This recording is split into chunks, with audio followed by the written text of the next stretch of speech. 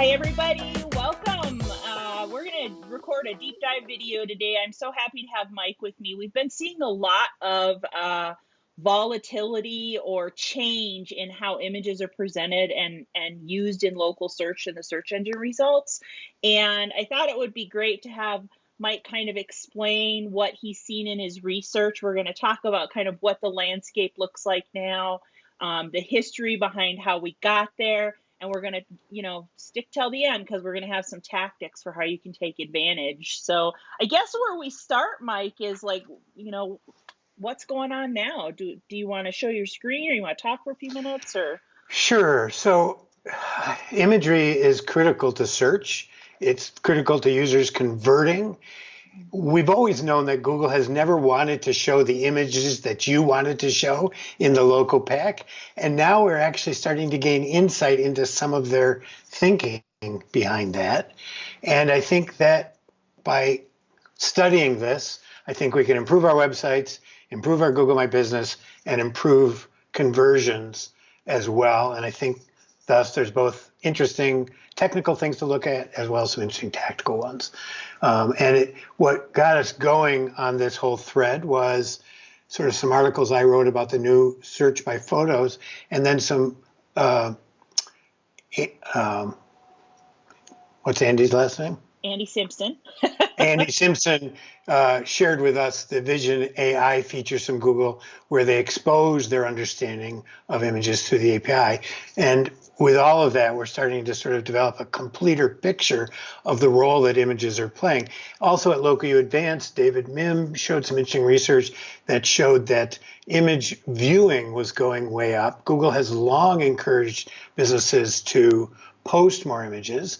And if you put two and two together, it appears that Google's understanding of images has gotten so sophisticated that it's now influencing their understanding of what your business does, what it sells, and thus that increase in image views coming from you uploading more images is likely also increasing the reach of your GMB listing. So there's a lot of stuff to parse through and think about here. And so we're going to switch off our video and go to some screen shares, right? Yeah, great. I think that, Google's kind of been giving us clues. That's kind of their MO, right? So they say, hey, use this, hey, use this, hey, use this. And then all of a sudden it becomes kind of a big deal. And we've been getting emails from Google My Business saying, hey, your photos got this much engagement, upload more photos for what, 2 years probably?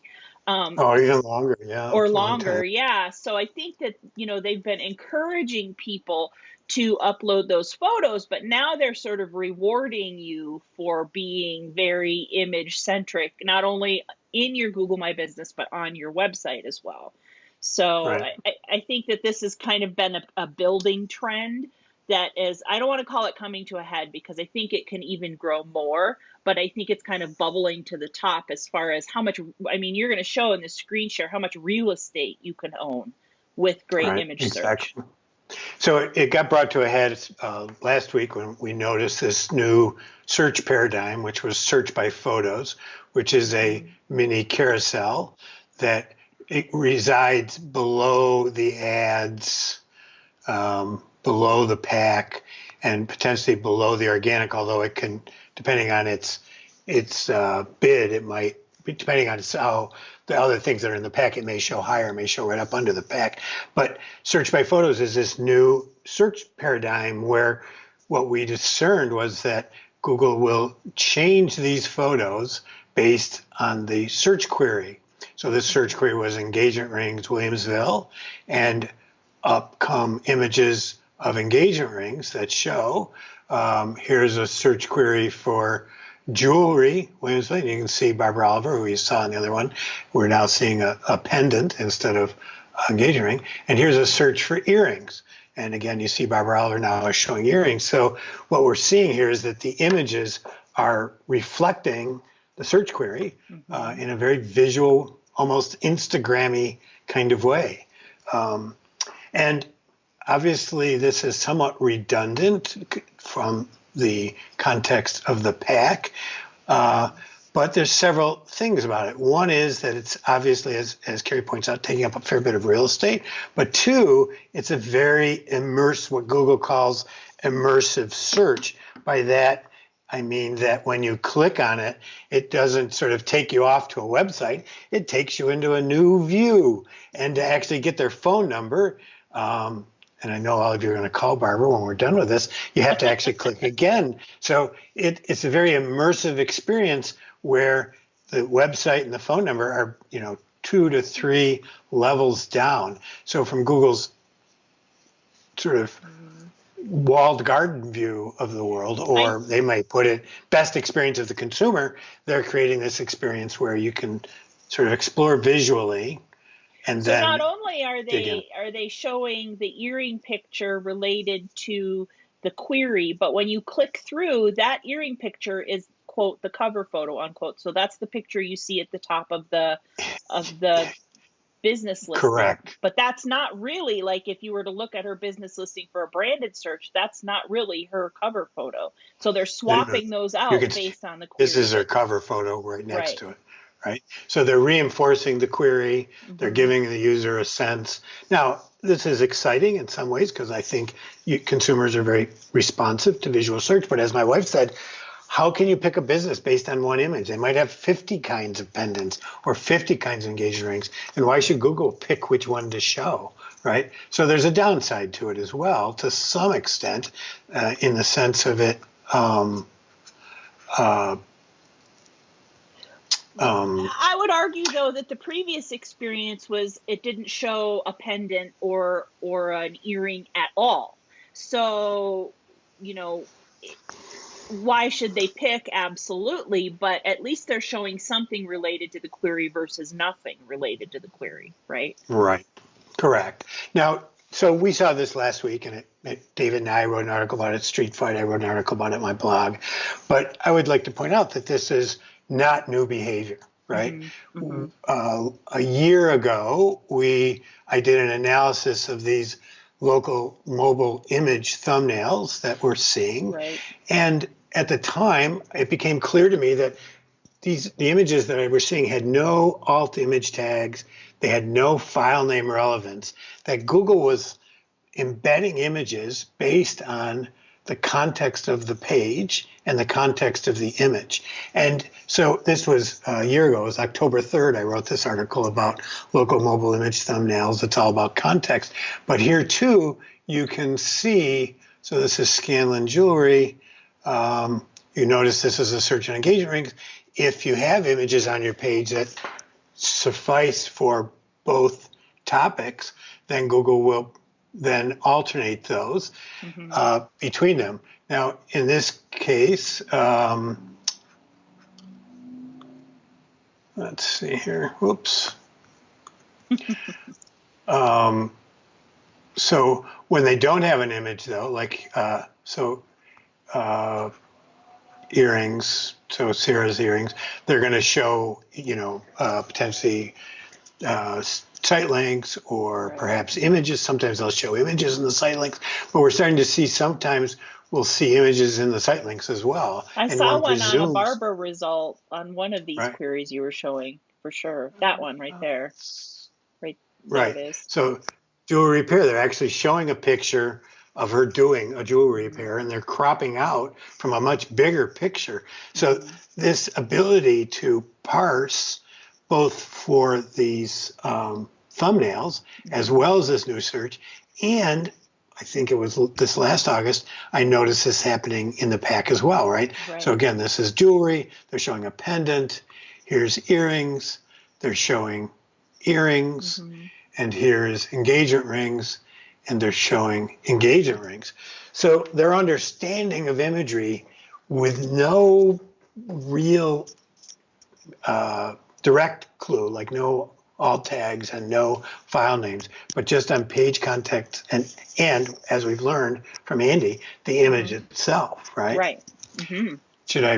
So there's a tool that Andy pointed out to us, and it's at cloud.google.com/vision, where they describe their image API, and they give you the ability to drop an image in here, and they show you what they understand about that image. So this is an image from a local restaurant, The Spot to Be, that I work with on a pro bono basis, and I uploaded a lunch image for her, and they note the objects, but they also label them. So it's clearly a dish with food, some sort of cuisine, ingredient, brunch, lunch, meal, and they show a likelihood of its What I find relationship. very, very interesting about this, Mike, is they know that this dish is brunch, lunch, breakfast.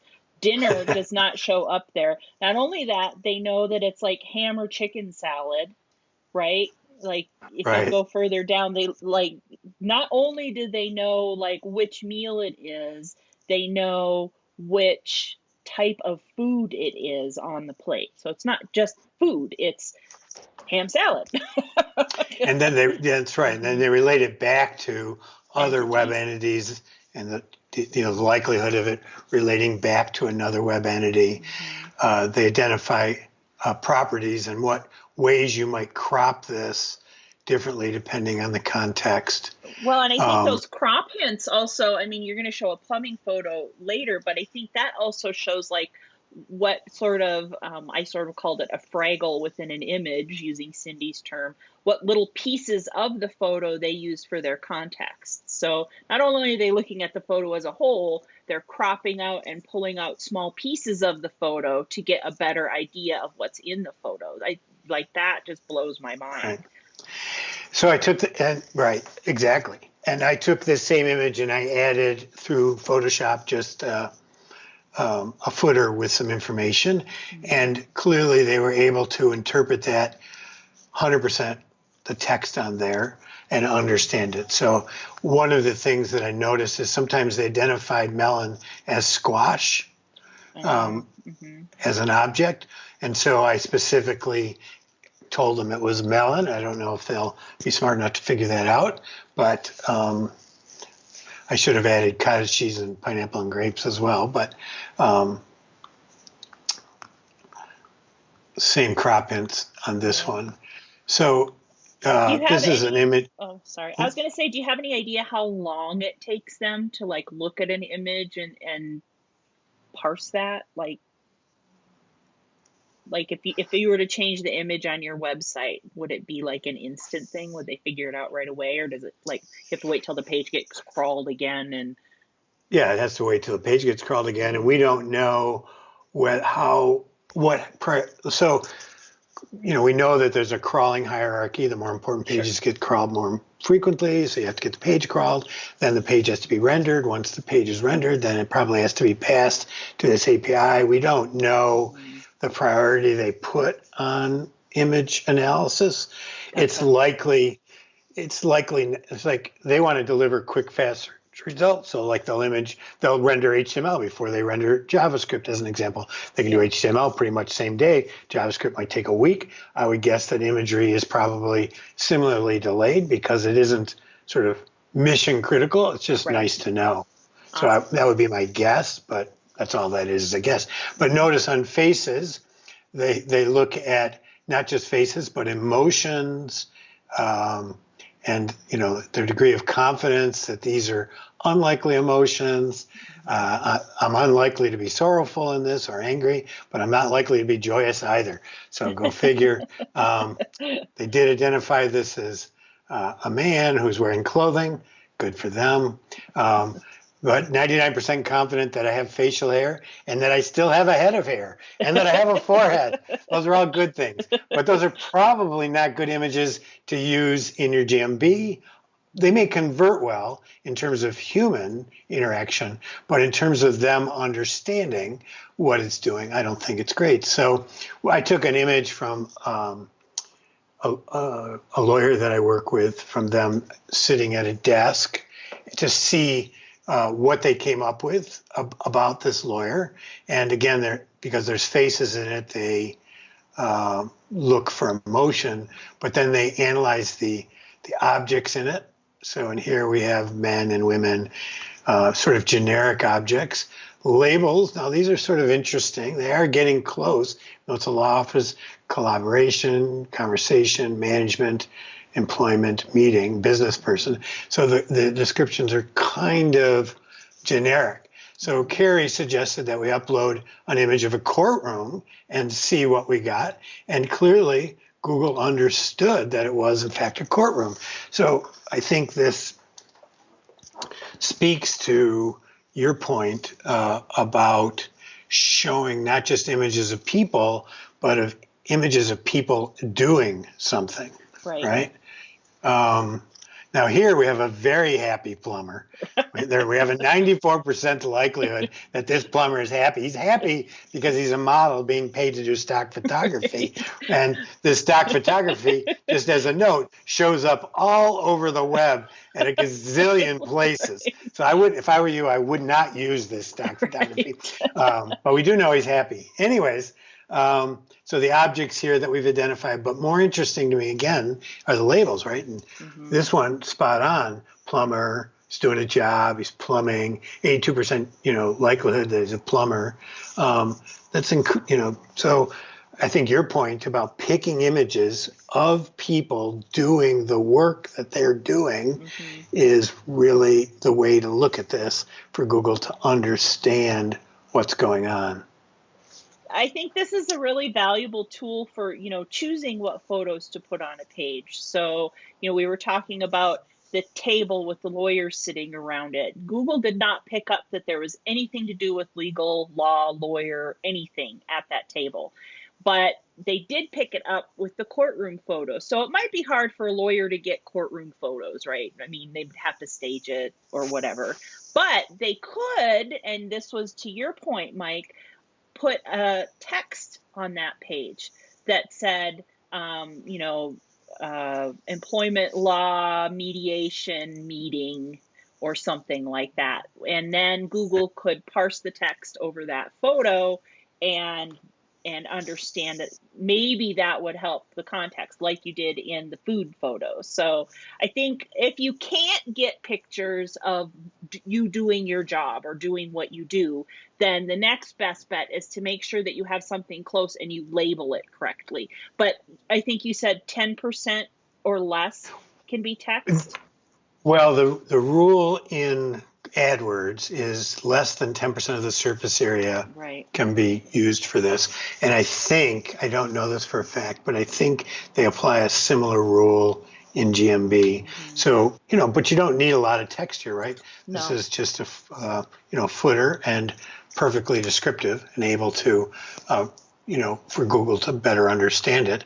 Now, this image, right, I went out and I looked where it was located, and this goes, and so it found it on, a number of pages, but Plumbing by Jake. Now, it's a good example of why Jake should go get himself a good phone and take a picture of himself fixing this sink so that it looks real, it looks authentic, and that it isn't, obvious to Google that this image is in a million other places. Right.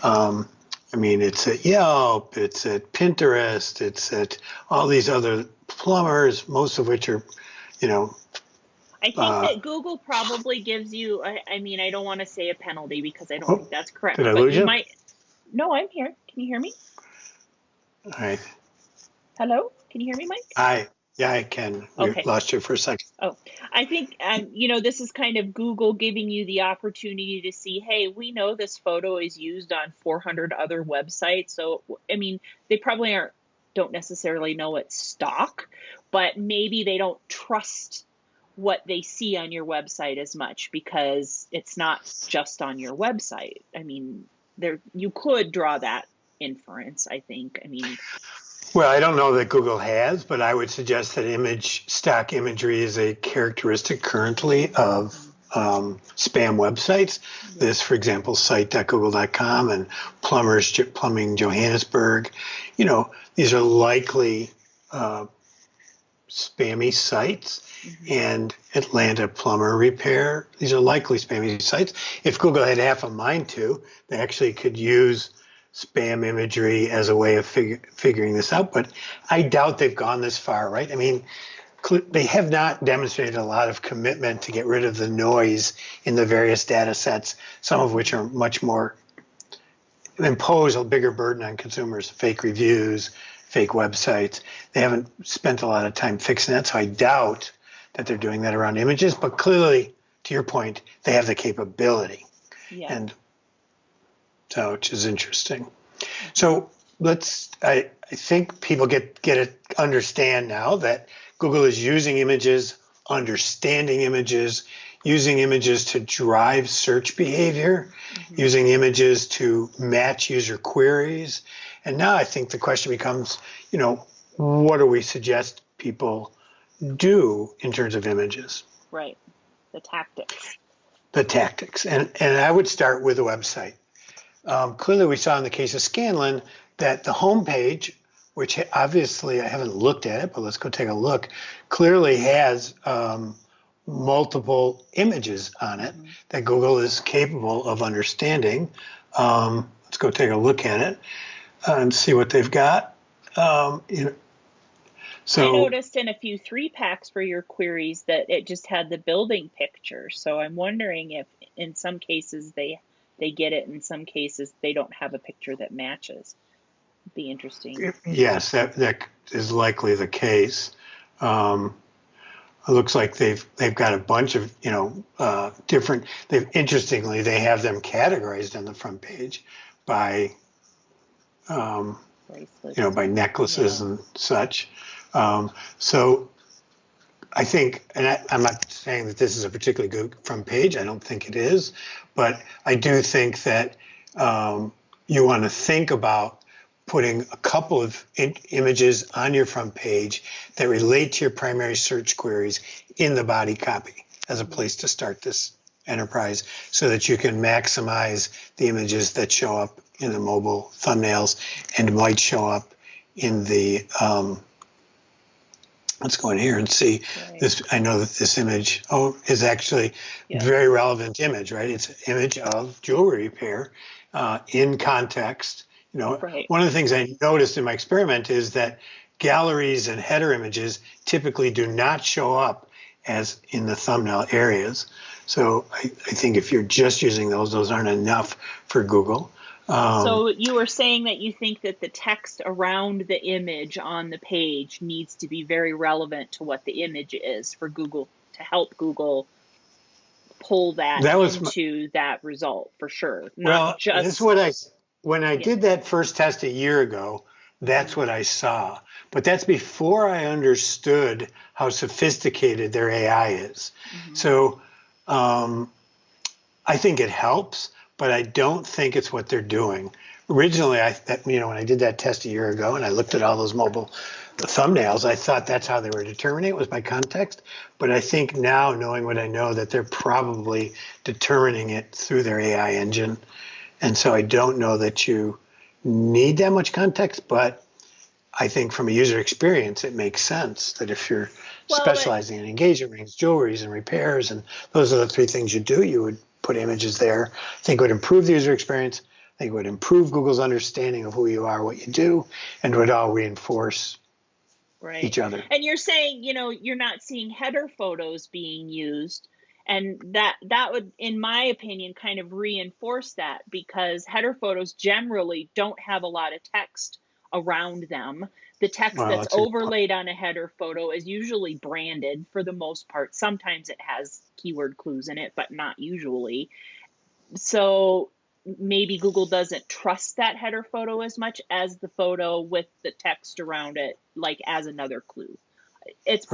I think it's very possible that that's another context clue for them, or they would be pulling header photos left and right, in my opinion. Right. So website, critical place for photos, critical place for Google to develop their entity understanding of what you do. So they have not just the text now, but the image. I think if you like the idea that images are showing here, why wouldn't you want images plus site links? From my point of view, that's a much more compelling presentation than not. So I think you would want them. And I think, as we saw with the plumber, you want to be doing real photography. Yep. You don't want to be using stock. Now, then that raises the question about what do you do with the GMB? And I think it's a similar thing, that you want to be sure that you are thinking through your product categories and uploading your best representation of those product categories in a clean, easy to understand, and easy to see at this small size image, right? I mean, one of the issues with mobile and with this presentation is, particularly in the pack, the image is presented in I think it's 125 by 125 pixels. Notice the crop on it, right? So it's probably center weighted, but it's still a very small amount of image. Now this one is a little bit bigger, but so what you want to do, I think, is, if you want to get really serious, is you want to drive your images through this tool and see how they get, how it gets cropped, how Google crops it at different aspect ratios, to see what they pick up as critical in the image, right? So I that's haven't done that. likely, do you think that that's likely what they would show then in that 3-pack result? If they were to show that, would be that Well, that's a croissant? great question. I don't really know. That would take some more testing to ascertain that, but it's certainly worth looking at that. I haven't dug that far, right? This is sort of breaking news to me as much as it is to anybody else, I would right? be interesting to see if that crop is how they render it in the results, though. That would be an interesting test. Right, but notice how this is cropped differently than this is cropped. Same image, but cropped differently. So, and this one is a more vertical crop. It's like a 2:1. This is a 1:1 crop. Square versus rectangular. So, yeah, as we know in local and the various presentations and Google's going to crop the way they want, but I think typically you want to work towards good center weighted images. Let's just see what we've got here. Notice how it cropped just before back here. So there, I think that was the image, wasn't it? And notice here they crop it one way, and then, oops.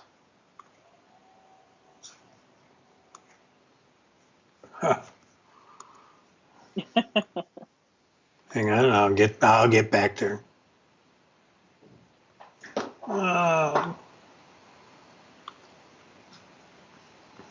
And they crop it a different way here, and still oops. Now that's interesting. I went back and they're not showing it in the pack this time, in the new search by photos. So that's interesting. If I've rejected it once, do they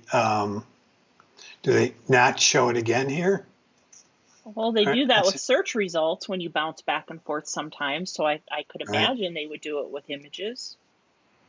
Another interesting thought experiment on these pages is just how much of this content and how many of these links drive back into more Google content.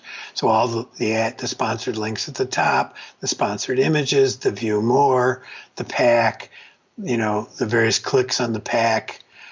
These obviously go out to the website, but then we have search by photos going out to Google. Now we have this other image one here. We have discover more places, related searches.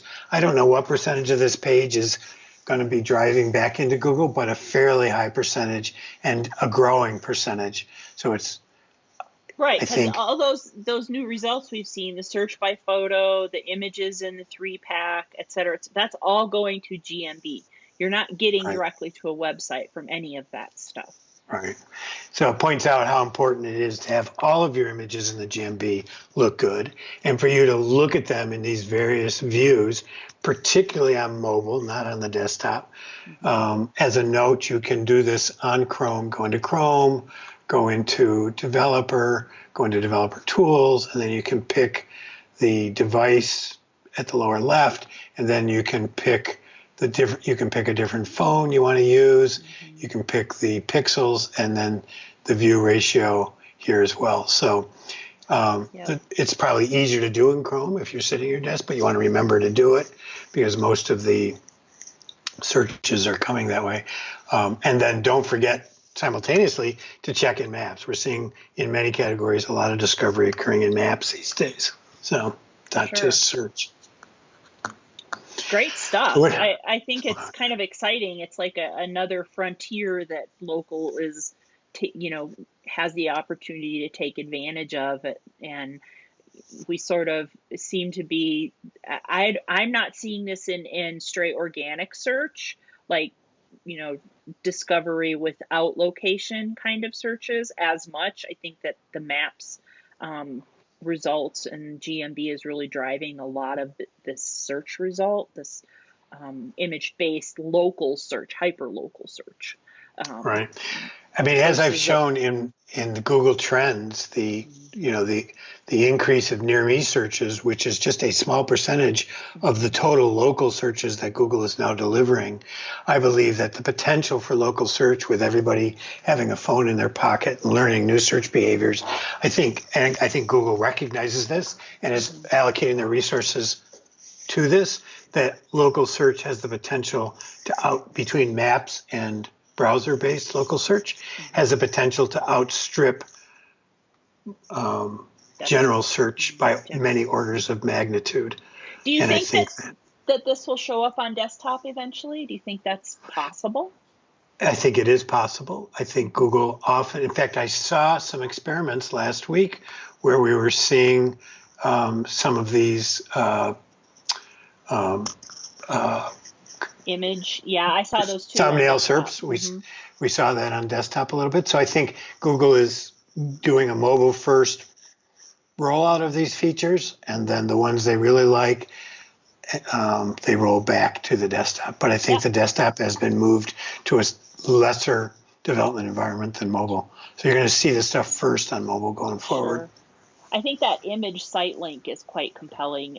I think it would be quite compelling on desktop as well. It's a little tiny on mobile, but there, yeah.